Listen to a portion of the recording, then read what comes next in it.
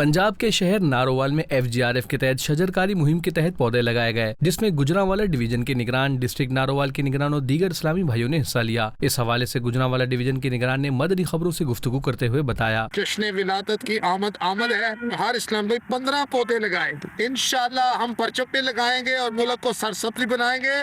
پودا لگانا ہے۔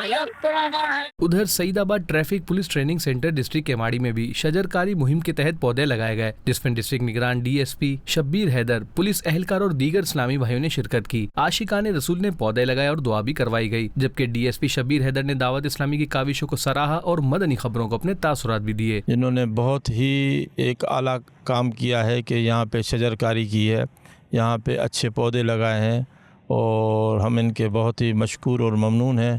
اللہ پاک ان کی کوشش کو کامیاب کرے۔ صوبائی دارالحکومت لاہور پنجاب کے علاقے داروغہ والا میں بھی FGRF کے تحت شجرکاری کی گئی، جس میں مقامی کمیونٹی ٹاؤن نگران FGRF سٹی ذمہ دار اور دیگر نے بھی شرکت کی۔ ایک اسکول ہے ماشاءاللہ، ہماری یہ اونر ہے، تو ان کے اسکول میں شجرکاری کا سلسلہ ہوگا الحمدللہ۔ یہاں پودے لگائے گئے، داتا گنج بخش رحمۃ اللہ تعالیٰ علیہ ان کے سال ثواب کے لیے، اعلیٰ حضرت رحمۃ اللہ تعالیٰ ان کے سال ثواب کے لیے، اور نبی کریم صلی اللہ علیہ وسلم کے والدین کے سال ثواب کے لیے۔